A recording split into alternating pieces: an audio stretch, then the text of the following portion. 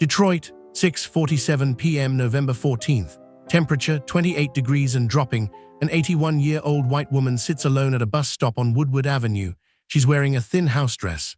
No coat, no shoes, just hospital socks, the kind with rubber grips on the bottom already soaked through from the slush. Her name is Elena Whitmore. She's been sitting there for 43 minutes. In that time, 147 people have walked past. I know because the security camera from the bank across the street recorded every single one of them. Some glanced at her and looked away. Some crossed the street to avoid her entirely. One woman actually pulled her child closer, like Elena was dangerous. An 81-year-old woman in hospital socks. Dangerous. Nobody stopped. Nobody asked if she was okay. Nobody wondered why a grandmother was freezing to death in plain sight. Then the 148th person walked by. His name is Darnell Washington. He's 16 years old, junior at Cass Technical High School, honor roll student, starting point guard on the basketball team. Works weekends at his uncle's barbershop for $40 cash, which he gives to his mother to help with rent. He's wearing his only winter coat, a hand-me-down from his older cousin, 2 sizes too big, zipper broken so it won't close all the way. He's got $11 in his pocket. Lunch money he saved by eating the free school breakfast and skipping lunch entirely. Darnell is running late. His mother's double shift ends at 7:30, and she needs him to pick up his little sister Imani from the after-school program by 7:15, or they charge $1 for every minute late. Money they don't have. Every logical reason says keep walking. Every survival instinct says this is not your problem. But Darnell's grandmother raised him until he was 9 years old. And she used to say something that stuck in his brain like a splinter. Baby, the world's gonna give you 1,000 reasons to walk past somebody who needs you. Don't you listen to none of them. You stop. You always stop. Grandma Lucille died 4 years ago. Cancer. Darnell held her hand at the end. Now he looks at Elena Whitmore, a stranger, white, old, clearly in trouble, and he hears his grandmother's voice as clear as if she was standing right beside him. You stop. You always stop. Darnell sits down on the bench. You okay? Elena doesn't respond. She's shaking so hard her teeth are chattering. Her lips are turning blue. Darnell takes off his broken coat, his only coat, and wraps it around her shoulders. Ma'am, can you hear me? What's your name? Elena's eyes focus slowly, confused, scared, then something else, relieved. Elena, she whispers. My name is Elena. Okay, Miss Elena, I'm Darnell, and we're gonna get you somewhere warm, all right? She grabs his hand with frozen fingers, grips it like he's the only solid thing in a world that's spinning away from her. They left me here, she says, my own family. They left me here to die. What Darnell doesn't know yet is that Elena Whitmore is worth $67 million. What he doesn't know is that her family has been slowly stealing her fortune for 3 years. What he doesn't know is that sitting down on that bench will expose a conspiracy involving a corrupt nursing home, a crooked doctor, and a grandson who's willing to let his own grandmother freeze to death for an inheritance. What Darnell knows is simpler. Someone needs help. That's supposed to be enough. Darnell's phone buzzes, text from his mom, running late, don't forget Imani. He checks the time. 6:52, 23 minutes to get across town, pick up his sister and get home. Normally he'd make it with time to spare, but Elena can barely stand. Miss Elena, is there someone I can call? Family, a friend? Elena's face crumples. They won't come. They're the ones who left me here. What do you mean they left you? My grandson, Preston. Her voice shakes with something beyond cold. He took me from the home this morning, said we were going to lunch. Instead, he drove me here, took my coat, took my shoes, and told me. She stops, can't finish. Told you what, ma'am? Elena's eyes meet his. He told me to die quietly, that I was taking too long. Darnell feels something cold spread through his chest that has nothing to do with the weather. Miss Elena, we need to get you to a hospital. No. Her grip on his hand turns desperate. Not the hospital, not Riverside General. That's where they sent me before. That's where Dr. Caldwell is. He's the one who told them I was crazy. He's the one who helped them take everything. Darnell has no idea what she's talking about, but he knows fear when he sees it. Real fear, the kind that lives in your bones. His phone buzzes again.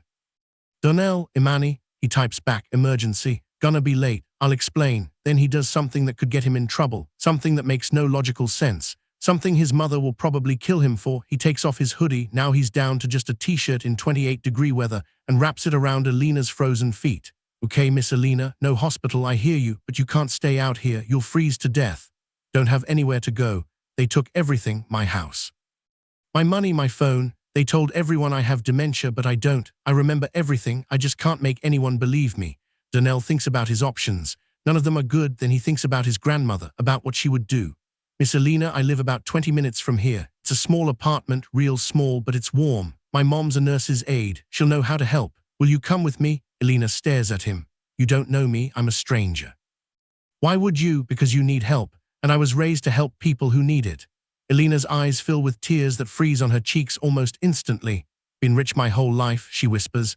I've had servants and drivers and people paid to take care of me, and not one of them, not one would have done what you just did. Gave me your coat when you're freezing yourself. Listened when no one else would. Darnell shrugs, embarrassed. It's just what you do, ma'am. No, it's what you do. And I won't forget it. She takes his hand, and slowly, painfully, they start walking toward the bus stop shelter where at least the wind won't cut through them. Darnell is shivering so hard his teeth hurt. His t-shirt is soaked through with sweat that's quickly turning to ice. He'll probably get sick, might miss basketball practice, might miss school, he doesn't care. Because 43 minutes ago, 147 people walked past a dying woman, and he was the only one who stopped. The bus costs $2. Darnell pays for both of them. Down to $9 now. Alina leans against him the entire ride, still shaking despite the coat and hoodie wrapped around her. Other passengers stare. Some whisper. An elderly black man offers Darnell a respectful nod, understanding passing between strangers who recognize doing the right thing when they see it. A young mother with 2 kids watches them for a moment, then reaches into her bag. She pulls out a pair of thick wool socks, brand new, tags still attached. Here, she says, handing them to Darnell. For her feet, it's not much, but Darnell takes the socks. Thank you, ma'am. Thank you, the woman replies, for reminding me what we're supposed to do for each other. They get off at Jefferson Avenue and walk 3 blocks to Darnell's building. It's not much. A 6-story low-rise with a broken elevator and hallways that smell like pine sol and something less pleasant underneath. But it's home. It's warm. It's safe. Darnell's apartment is on the 4th floor. By the time they reach it, Alina is barely conscious. Hypothermia is setting in. He bangs on the door. Mama. Mama, open up. The door swings open. His mother, Lorraine Washington, stands there in her work scrubs, phone pressed to her ear, face tight with worry.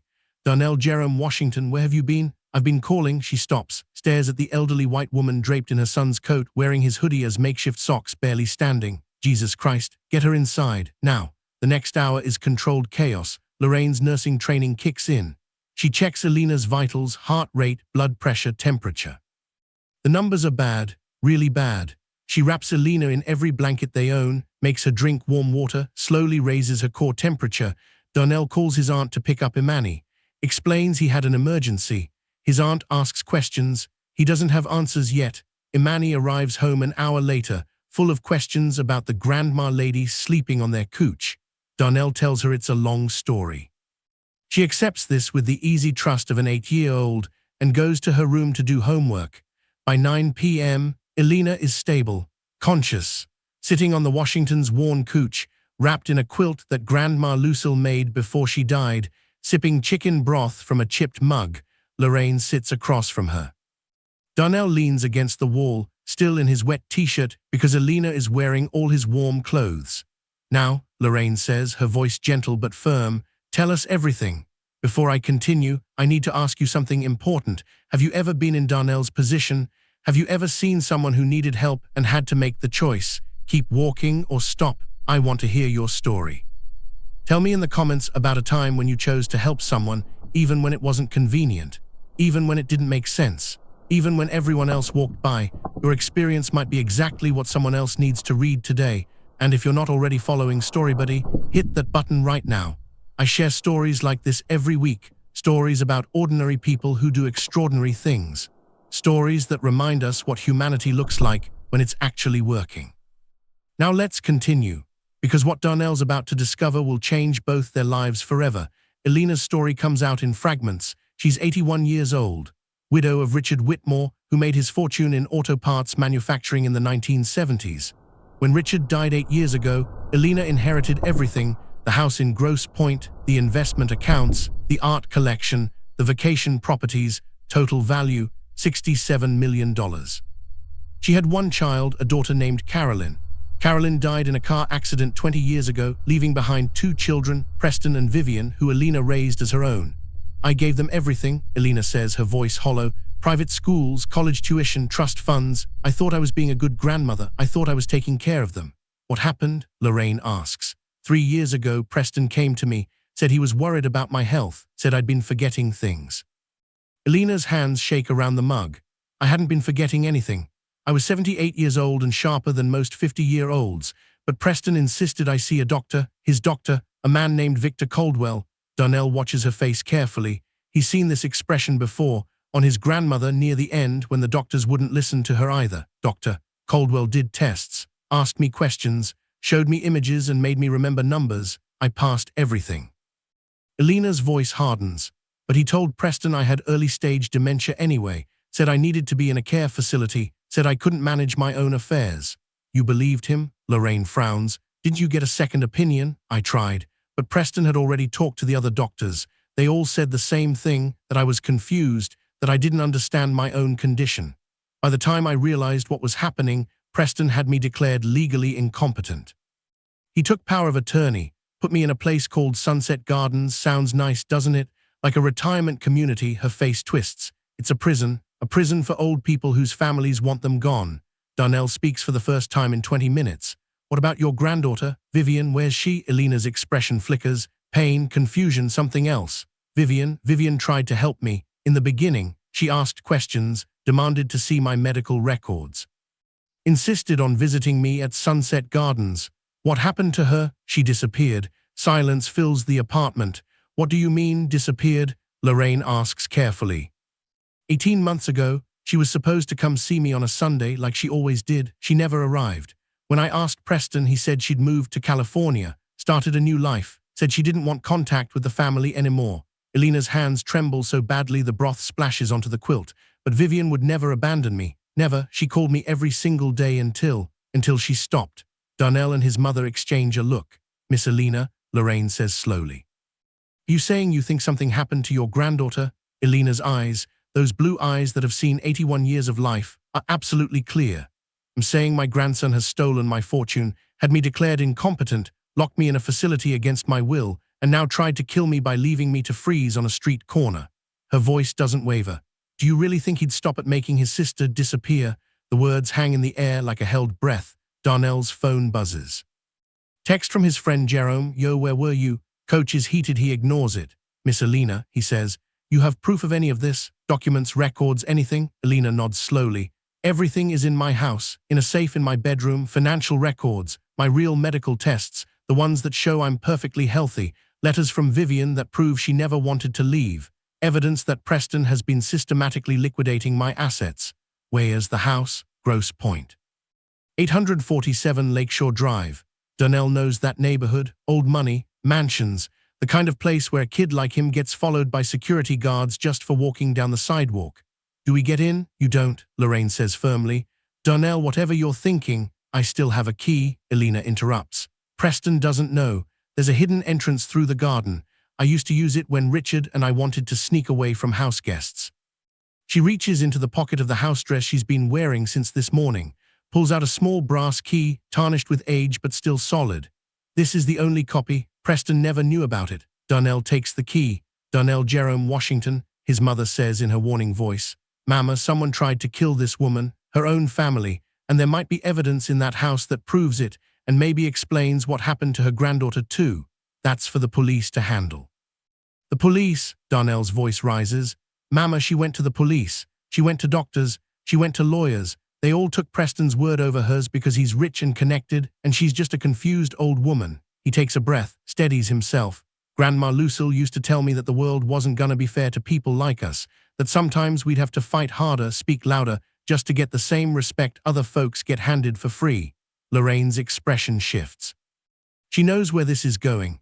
Miss Elena can't fight this by herself. She has nobody. Her granddaughter's gone. Her grandson tried to kill her. Everyone in her life has been paid off or threatened. He holds up the key. But she has us now, and I'm not going to walk past this. Not after Grandma Lucille raised me better than that. Silence. Lorraine stares at her son, this 16-year-old boy who's somehow become the man his grandmother always believed he could be. If anything happens to you, nothing's gonna happen. I'll be careful. Darnell, Mama, you taught me that doing right isn't supposed to be easy. You taught me that character is what you do when nobody's watching. He meets her eyes.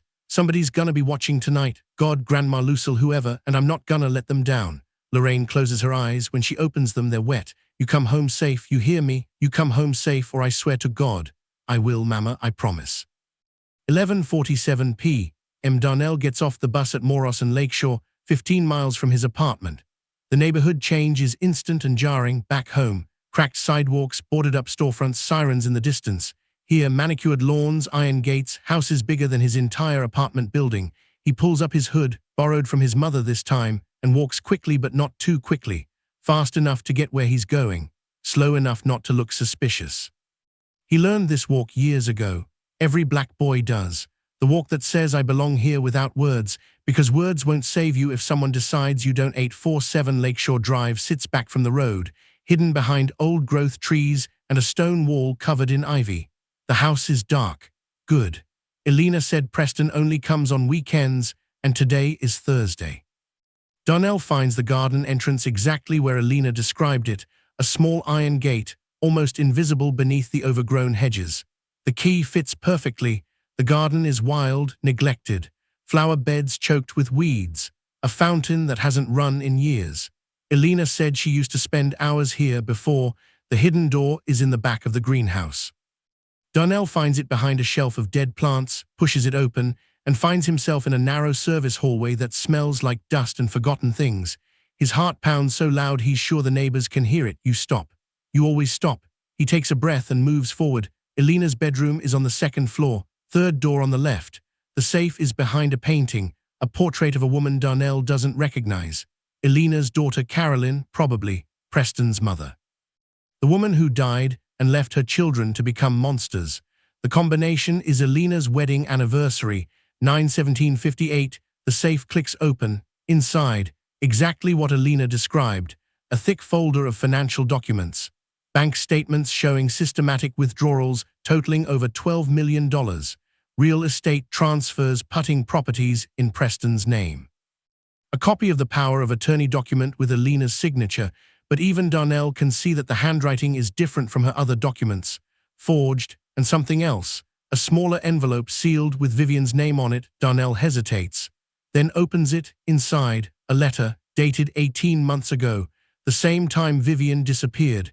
Dear grandmother, if you're reading this, something has happened to me. I've hidden this here because it's the only place Preston doesn't know about. Your secret sanctuary, the safe he never knew existed. I've found proof that Preston has been stealing from you for years. I've found proof that Dr. Caldwell is being paid to provide false diagnoses, not just for you, but for dozens of elderly patients. I've found proof that Sunset Gardens is part of a network that systematically exploits and defrauds vulnerable seniors. The total amount stolen is at least $89 million across all victims. I'm meeting with a journalist tomorrow to share what I've found. Her name is Andrea Lawson, investigative reporter at the Detroit Free Press. If this meeting goes wrong, if Preston finds out what I'm doing, I want you to know that everything I did was to protect you.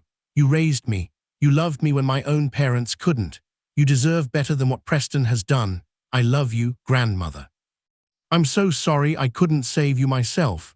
Vivian. The letter is dated March 3rd. Vivian disappeared on March 4th. Darnell's hands are shaking. This isn't just about Elena anymore. This is about a missing woman, possibly a murdered woman, and an $89 million conspiracy that goes way beyond one wealthy family. He takes everything, folders, documents, the letter. He stuffs it all into his backpack, closes the safe, replaces the painting, and heads back toward the greenhouse. He's 3 steps from the hidden door when the lights turn on. Well, a voice.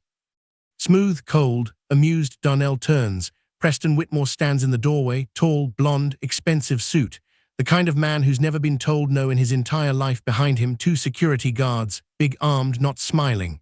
I was wondering who'd been tripping the motion sensors, Preston says. I assumed it was a raccoon or something, but no, it's much better. It's a home invasion. Darnell's mind races. I'm not, I was just. You were just what? Breaking into my grandmother's house in the middle of the night, wearing a hoodie and carrying a backpack. Preston smiles. Do you have any idea how easy it's going to be to press charges? The police will take one look at you and see exactly what they expect to see. The words hit Darnell like a punch. Preston's right, he knows it. A black teenager in a wealthy white neighborhood at midnight. The cops won't ask questions, they'll make assumptions. But here's the thing, Preston continues, stepping closer. I'm a generous man. I don't actually want to ruin some kid's life over petty burglary. So let's make a deal. What kind of deal? You tell me where my grandmother is. I know she's not dead. I've been checking the morgue reports. Somebody helped her. Somebody took her somewhere. Tell me where and you walk out of here free. Nobody has to know you were ever here. Darnell thinks about Alina, about her frozen hands gripping his, about the relief in her eyes when he sat down on that bench. They left me here to die. I don't know what you're talking about. Preston's smile fades. Wrong answer. He nods to the security guards. They move forward, and Darnell does the only thing he can think of. He runs. The greenhouse glass shatters as he crashes through the door. He hears shouting behind him, pounding footsteps, but he doesn't look back. He runs like his life depends on it, because it probably does, through the garden, over the wall, into the neighboring estate, across lawns that probably have their own security cameras. He doesn't care. He just runs. His lungs burn. His legs ache. The cold air slices through his thin shirt like razors, but he keeps running. Somehow he'll never know how he makes it to the main road. Somehow he sees headlights approaching. Somehow it's a city bus, the late-night route that runs once an hour, and it's stopping right in front of him. He jumps on, pays his fare with shaking hands, and collapses into a seat as the bus pulls away. He looks back through the window. Preston stands on the sidewalk a block behind, phone to his ear, watching the bus disappear. Darnell knows this isn't over. It's just beginning. Darnell gets home at 2:30 a.m. His mother is waiting, still awake, still worried when she sees his face, the terror, the exhaustion, the scratches on his hands from the greenhouse glass. She doesn't say a word. She just holds him for a long moment. They stay like that, mother and son, survivor and witness. Then Lorraine pulls back. Show me what you found. They spread the documents across the kitchen table while Alina sleeps on the couch. Financial records, medical files. The power of attorney with the forged signature, and Vivian's letter. Lorraine reads it 3 times. We need to go to the police, she says finally. Mama, we can't. You read what she wrote. Preston has connections. The police probably already know about Vivian's disappearance. They probably investigated and found nothing because Preston made sure they'd find nothing. Then what do we do? Darnell thinks about the letter, about the journalist Vivian was supposed to meet. Andrea Lawson, investigative reporter at the Detroit Free Press. We find the person Vivian trusted, he says. The journalist. If Vivian made it to that meeting, she might know something. If she didn't, he doesn't finish the sentence. Morning comes gray and cold. Darnell skips school for the first time in his life. The decision doesn't feel like a choice. It feels like the only option. His mother calls in sick to work. Family emergency, she tells her supervisor. It's not a lie. Alina wakes slowly, disoriented at first, then remembering. Her face cycles through confusion, fear, and finally, when she sees Darnell and Lorraine at the kitchen table, something like hope. You came back, she whispers. I found the documents, Darnell says, and Vivian's letter. Alina's hand flies to her mouth. She left it in the safe, he continues. She knew something might happen to her. She wrote down everything. He hands her the letter. Alina reads it with shaking hands. By the end, tears are streaming down her face. My baby girl, she whispers. My brave, brave baby girl. They as a journalist, Lorraine says gently. Andrea Lawson. Vivian was supposed to meet with her the day she disappeared. We think she might be able to help. Alina nods slowly. Then we find her today. Detroit Free Press building sits downtown, all glass and steel and the faded glory of a dying newspaper industry. By 10 a.m., Darnell, Lorraine, and Alina stand at the reception desk. We are here to see Andrea Lawson, Darnell says. The receptionist, a young woman with tired eyes and an impressive manicure, barely looks up. Ms. Lawson doesn't take walk-ins. You need to schedule an appointment through. Tell her it's about Vivian Whitmore, Darnell interrupts. Tell her we know what happened. Receptionist pauses, looks up, studies this strange trio, a black teenager in a borrowed coat, a black woman in nurse's scrubs, and an elderly white woman who looks like she hasn't slept in days. Something shifts in her expression. Wait here. 7 minutes later, Andrea Lawson appears. She's in her 50s, gray hair pulled back in a practical ponytail, reading glasses perched on her head. She looks tired, like someone who's been carrying a heavy weight for a long time. But when she sees Alina, her expression changes completely. Whitmore, you know me? Alina's voice wavers. Vivian showed me your picture many times. Andrea's voice is soft. She loved you very much. Alina's composure cracks. Where is she? Where's my granddaughter? Andrea is silent for a long moment. Then she looks around the lobby, at the other visitors, the security cameras, the receptionist pretending not to listen. Come with me. Andrea's office is small, cluttered with papers and files and photographs pinned to a corkboard. One photograph catches Darnell's eye. A young woman, maybe late 20s, blonde hair, bright smile, Vivian Whitmore. Andrea notices him looking. She was brave, Andrea says quietly, braver than she knew. What happened to her? Elena's voice trembles. Please, I need to know. Andrea sits down heavily behind her desk, gestures for them to take seats. Vivian contacted me about 19 months ago. She discovered that her brother was systematically defrauding your estate, but it was bigger than just your family. She'd found connections to a network of care facilities across 5 states. Sunset Gardens, Elena whispers, that's one of them. There are 17 others, all owned by the same parent company, all using the same methods: forged diagnoses, fraudulent power of attorney, systematic theft from elderly patients. Andrea pulls out a thick folder. Total estimated theft, $89 million, minimum. That's what Vivian found, Darnell says. It's in her letter. I know, she told me everything. Andrea's jaw tightens. She was supposed to bring me the physical evidence on March 4th. Bank records, forged documents, enough to prove the whole conspiracy. She never made it, Lorraine says. No, Andrea's voice drops. She called me that morning, around 9 a.m., said she had the documents, said she was leaving in 20 minutes. She pauses. That was the last time anyone heard from her. Elena makes a sound, half sob, half moan. I went to the police, Andrea continues, filed a missing person report. They investigated for about a week. Then Preston showed up with lawyers, presented medical records claiming Vivian had mental health issues, said she'd checked herself into a facility in California for treatment. That's a lie, Elena says fiercely. Vivian wasn't mentally ill. She was the sanest person I knew. I know it's a lie. Andrea's expression hardens. But Preston has connections, money, power. The police closed the case, and without evidence, without the documents Vivian was bringing me, I couldn't prove anything. She looks at Darnell's backpack. But you have them now, don't you? Darnell pulls out the folders he took from Elena's safe. He spreads them across Andrea's desk. Bank statements, transfer records, the forged power of attorney, Vivian's letter. Andrea reads through them slowly, carefully. Her expression shifts from interest to shock to something fierce and hungry. This is it, she breathes. This is everything Vivian was trying to bring me. She looks up at Elena. Mrs. Whitmore, with your permission, I can publish this story. It'll expose everything, the fraud, the conspiracy, your grandson's crimes. But I need you to be willing to go public, to tell your story, to face whatever comes next. Elena doesn't hesitate. My granddaughter risked her life for this, maybe lost her life. Her eyes fill with tears that finally fall freely. The least I can do is finish what she started. Andrea nods, turns to Darnell. And you, this story works better with a human face. A 16-year-old who stopped when 147 people walked by. That's powerful. But it also puts you in the spotlight. Preston will come after you, his lawyers, maybe worse.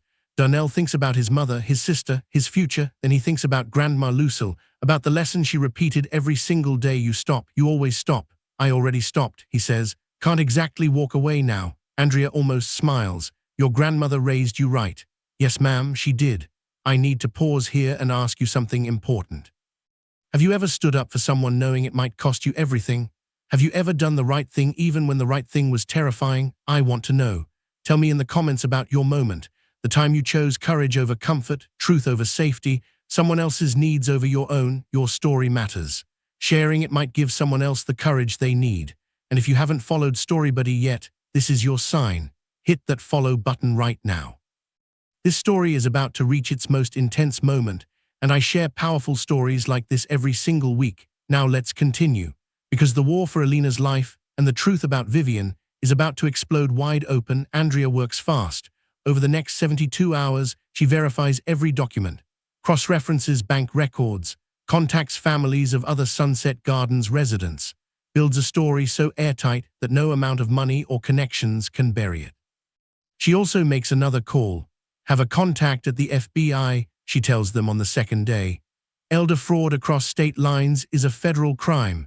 Once they open an investigation, Preston's local connections become worthless. Can you trust them? Lorraine asks. The FBI, I mean, after everything Elena's been through. The agent's name is Terrence Williams. His own grandmother was a victim of a similar scheme 10 years ago. Different network, same playbook. He's been trying to crack these cases ever since. Andrea pauses. If anyone will take this seriously, it's him. She makes the call. By Monday morning, everything is ready. The story publishes at 6 a.m. exclusive. $89 million elder fraud conspiracy exposed wealthy Detroit heir at center of multi-state criminal enterprise. His own grandmother was left to freeze on the street. A 16-year-old stranger was the only one who stopped. The headline is everywhere. Local news picks it up first, then national, then international. By 8 a.m., it's trending on every social media platform. By 10 a.m., Preston Whitmore is arrested at his Grosse Pointe home. Darnell watches it happen on the news. Preston in handcuffs, being led to a police car, his face a mask of disbelief. The same face that smiled while threatening a 16-year-old in a greenhouse 2 nights ago. It doesn't feel like victory. Not yet, not until they find Vivian. The FBI moves quickly. Agent Terrence Williams, a tall black man with kind eyes and a no-nonsense demeanor, takes personal charge of the case. Within 48 hours, his team has raided Sunset Gardens and 3 other facilities in the network. What they find is worse than anyone expected. False medical records for 67 patients across 5 states, forged powers of attorney totaling over $89 million in stolen assets, and a pattern of patient transfers that don't add up. Patients have been moved to facilities we can't locate. Agent Williams tells Andrea during a briefing that Darnell is somehow invited to attend. All of them young enough to cause problems, ask questions, fight back. Vivian, Darnell says quietly. Like Vivian, Williams confirms, we think there's a network of unlicensed facilities, places that exist specifically to warehouse patients the conspiracy wants to disappear. You mean prisons? Lorraine says flatly. Effectively, yes. Elena, who has been silent through most of the briefing, suddenly speaks. My husband built warehouses. Before he made his fortune in auto parts, he started in real estate, commercial properties mostly. Her voice is distant, remembering. Preston used to help him, back when Preston still pretended to care about family. He knew every property Richard ever owned. Williams leans forward. Are you saying Preston might be using your late husband's properties to hide patients? I'm saying Richard owned 11 warehouses across 4 states. Most of them have been sold, but some, she trails off. Some were held in family trusts. Preston would have access to them. Williams is already reaching for his phone. It takes 4 more days, 4 days of cross-referencing property records, trust documents, and corporate filings. 4 days of coordinating with FBI offices in Ohio, Indiana, and Illinois. 4 days of planning simultaneous raids on 7 different locations. Darnell spends those 4 days at home, trying to pretend his life is normal. He goes back to school, explains to his coach that he had a family emergency, catches up on homework he missed, practices free throws in the gym after hours, trying not to think about what might happen next, but he can't stop checking his phone. On the 5th day, it buzzes during 3rd period chemistry. Text from Andrea, they found her. She's alive. Darnell has to leave the classroom because he can't stop the tears from falling. Vivian Whitmore is rescued from a converted warehouse in Gary, Indiana. She's been held there for 18 months, kept sedated, isolated, voiceless, fed just enough to survive, drugged just enough to stay compliant. When the FBI agents break down the door, she's barely conscious. 60 pounds lighter than the photo on Andrea's corkboard, unable to speak from the medication still coursing through her system, but she's alive.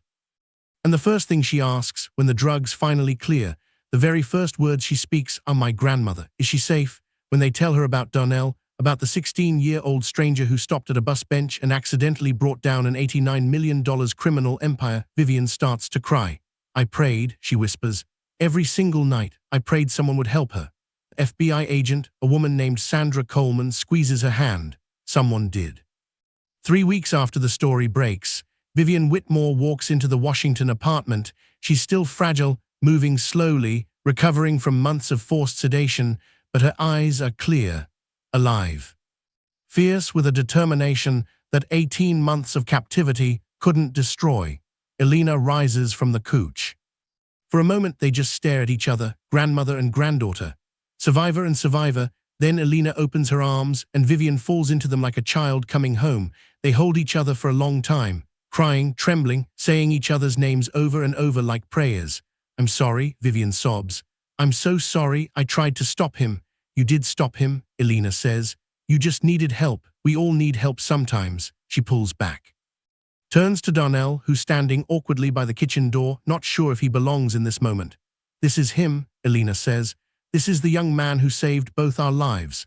Vivian walks to Darnell. Slowly, carefully, she's taller than he expected, thinner. Her eyes are older than her face, aged by things she'll spend years trying to forget. She takes his hand. "Thank you," she says. "Thank you for stopping." Darnell doesn't know what to say. He's never been good with words, not really. So he says the only thing that feels true. "Welcome, ma'am. It's just what you do." Vivian smiles, the first real smile since her rescue. "Your grandmother must have been an amazing woman." "Yes, ma'am, she was. The trials take 14 months. The evidence is overwhelming. Financial records, forged documents, testimony from 67 victims and their families, medical experts who debunk every diagnosis Dr. Caldwell ever made. FBI forensic accountants who trace every stolen dollar through a maze of shell companies and offshore accounts. Preston Whitmore is convicted on 47 counts. Fraud, conspiracy, false imprisonment, attempted murder sentence, 45 years. Dr. Victor Caldwell loses his medical license and receives 25 years for his role in the scheme. Sunset Gardens and 16 affiliated facilities are shut down. Their operators face charges ranging from fraud to kidnapping. Total restitution ordered, $89 million, but the most powerful moment of the trial isn't about money or documents or legal arguments. It's about a bus stop. The prosecution calls Darnell as their final witness. He walks to the stand in a borrowed suit, the same one he'll wear to his high school graduation next year, and takes the oath with his right hand raised. "State your name for the record." Darnell Jerome Washington.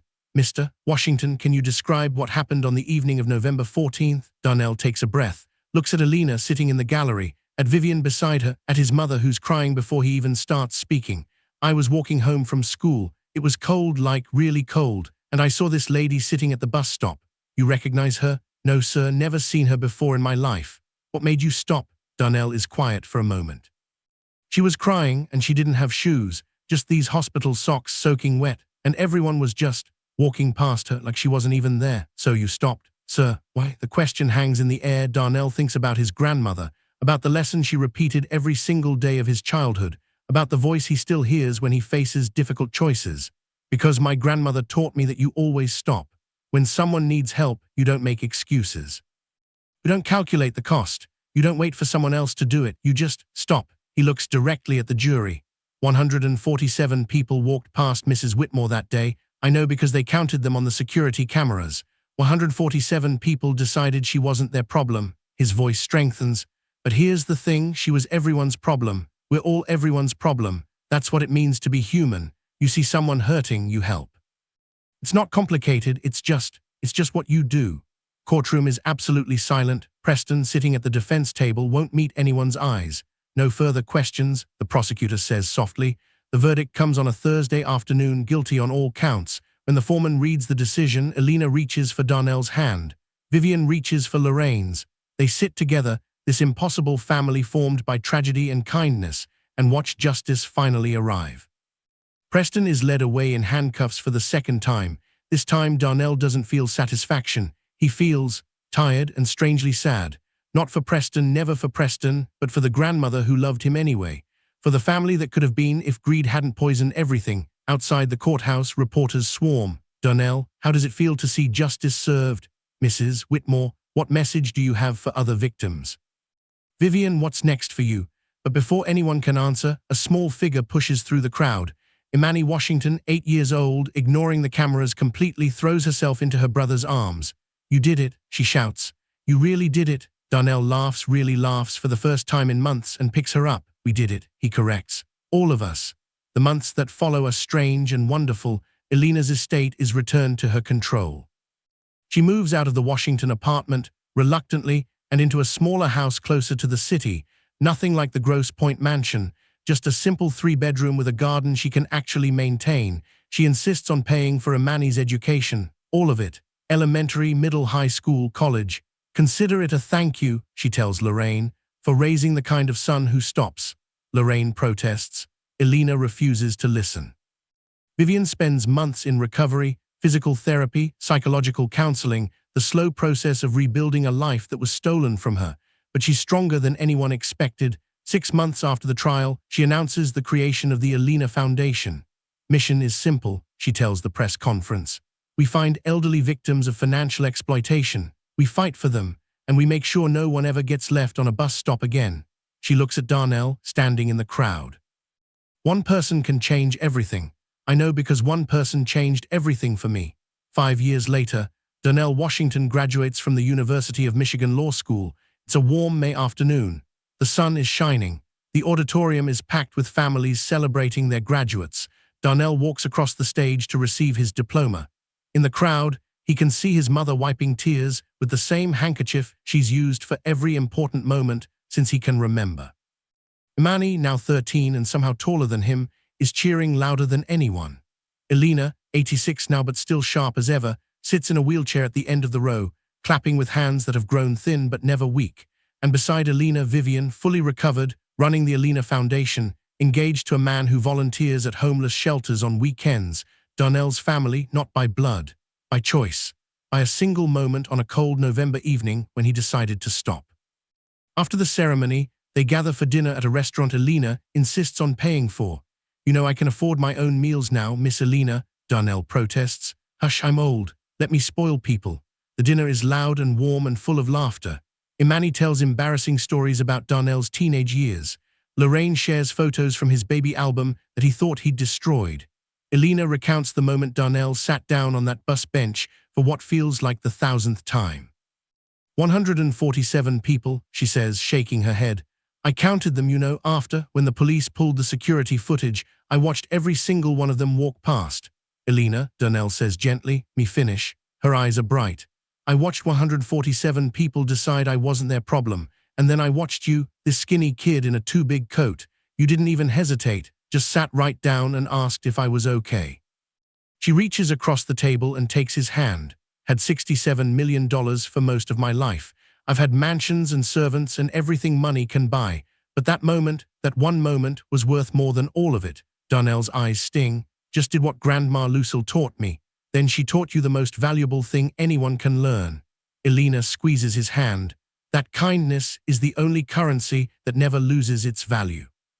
Later that night, after the dinner and the hugs and the promises to call soon, Darnell walks alone through campus. He ends up at the law school building, sits on a bench outside the entrance, looks up at the stars. He thinks about his grandmother, about the cancer that took her too soon, about the lessons she left behind. You stop. You always stop. He thinks about Elena, about the 43 minutes she spent freezing on that bus stop while 147 people walked by. About how close she came to dying, and how easily he could have been person number 148 who kept walking. He thinks about Vivian. About 18 months in a pharmaceutical prison, about the journalist who never gave up, about the FBI agent whose grandmother was a victim too. He thinks about his mother, his sister, the apartment that always smelled like whatever Lorraine was cooking, even when they couldn't afford much to cook with. He thinks about all the moments that led him here, and he realizes something. His grandmother was wrong. Stopping wasn't the hard part. Stopping was just the beginning. The hard part was everything after. The investigation, the danger, the trial, the years of work that turned one act of kindness into lasting change. He did it anyway, not because he's special, not because he's brave, but because once you start, you can't stop. Once you see someone who needs help, really see them, you can't unsee them. That's the real lesson. Darnell thinks kindness isn't an action. It's a way of seeing the world. 3 years later, Darnell Washington opens his own law practice. Mitchell & Washington Legal Aid, named for his grandmother and himself, specializes in elder law, exploitation cases, guardianship disputes. The kind of cases nobody wants to take because the clients can't pay. His first hire is a young woman fresh out of law school. Her name is Jasmine Coleman. Her grandmother was one of the Sunset Gardens victims who didn't survive. "Do you want to work here?" Darnell asks her during the interview. "Because I watched the trial," Jasmine says, "every day, and I kept thinking, if someone had stopped for my grandmother sooner, she might still be alive." She leans forward. "I want to be the person who stops. I want to help you build something that makes sure other families don't go through what we went through." Darnell hires her on the spot. Epilogue. The bench 10 years after the bus stop. The city of Detroit unveils a memorial. It's a simple bronze bench, installed at the exact spot where Elena Whitmore sat freezing while 147 people walked past. The plaque reads, "In honor of Eleanor Whitmore and Darnell Washington on November 14, 2024, 147 people passed an elderly woman in crisis. The 148th stopped. Sometimes changing the world is as simple as sitting down. You stop. You always stop. Washington, 1952-2020. Darnell stands before the bench, surrounded by reporters and city officials and the family he built through impossible circumstances. Elena is gone now, passed peacefully in her sleep 2 years ago at 94, holding Vivian's hand. She left most of her fortune to the Elena Foundation, with specific bequests to the Washington family that Lorraine still insists she didn't deserve. But Darnell knows Elena would love this. The bench, the plaque, the legacy. Would you like to say a few words? The mayor asks. Darnell looks at the bench, at his mother crying openly, at Imani, now 18 and starting college in the fall, pre-law of course, at Vivian, running a foundation that's helped over 400 elderly victims in the past decade, at his wife Sandra, 7 months pregnant with their first child. My grandmother used to say something, Darnell begins. She said, baby, the world's gonna give you 1,000 reasons to walk past somebody who needs you. Don't you listen to none of them. You stop. You always stop. Touches the bronze bench. I was 16 years old when I sat down next to a stranger on this spot. I had $11 in my pocket. I was late to pick up my sister. I had every reason to keep walking. He looks at the crowd, but I didn't. Not because I'm a hero, not because I'm special, but because my grandmother raised me to believe that every person matters, that kindness isn't optional, that the measure of your character isn't what you do when everyone's watching, it's what you do when you think no one is. He pauses. 147 people walked past Elena Whitmore that day. I think about them sometimes. I wonder if they remember. I wonder if they ever learned what happened. I wonder if they think about the woman they didn't help. His voice softens, but mostly I don't judge them, because I know how easy it is to keep walking, how many excuses your brain can make in a fraction of a second, how scary it can be to stop. He looks at the sky. My grandmother died 4 years before that day, but her voice was still in my head, still telling me what to do, and I'm grateful every single day that I listened. He turns to face the cameras directly. So here's what I want to say to everyone watching, to everyone who's ever walked past someone who needed help, to everyone who's ever told themselves someone else will handle it. Takes a breath. You can be person number 148. You can be the one who stops. It doesn't require money or power or special training. It just requires seeing another human being as worth your time. He gestures to the bench. This memorial isn't for me. It's not even really for Elena. It's for everyone who's ever felt invisible, everyone who's ever sat alone, hoping someone, anyone would notice. His voice catches, and it's a reminder to all of us that stopping is a choice we make every single day, on bus stops and sidewalks and in grocery stores and everywhere else human beings cross paths. He looks at his family. You stop. You always stop. He steps back from the microphone. For a long moment, the crowd is silent. Then Lorraine Washington starts clapping, then Imani, then Vivian, then Sandra, then the reporters, the officials, the strangers who gathered to witness this moment. The applause echoes across Woodward Avenue, and somewhere Darnell is sure of it. Grandma Lucille is watching, proud of the boy she raised, proud of the man he became, proud of the simple, powerful lesson that changed everything. You stop. You always stop. My dear Story Buddy family, we've reached the end of this journey together. But before I go, I want to ask you one final question, and I really, truly want you to answer. Is there someone in your life who taught you what Darnell's grandmother taught him? Someone who showed you that kindness isn't weakness, that stopping for strangers is strength, that who you are when nobody's watching is the truest measure of your character? Tell me about them. Share their name, share their lesson. Let's fill these comments with the names of the grandmothers and grandfathers and parents and teachers and mentors who raised us to be better than the world expected. Because here's what I believe. Every person who watches this video carries someone like that in their heart. And every time we share their memory, we keep them alive. If this story touched you, please follow Story Buddy. I share stories like this every week. Stories about ordinary people who refuse to walk past suffering, who choose connection over convenience, who prove that one person really can change everything.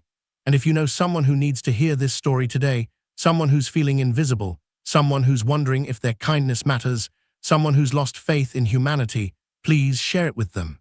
Because sometimes a story is exactly what someone needs to remember who they are. Thank you for being here. Thank you for listening. Thank you for being part of this community. Now go find someone who needs you to stop and stop.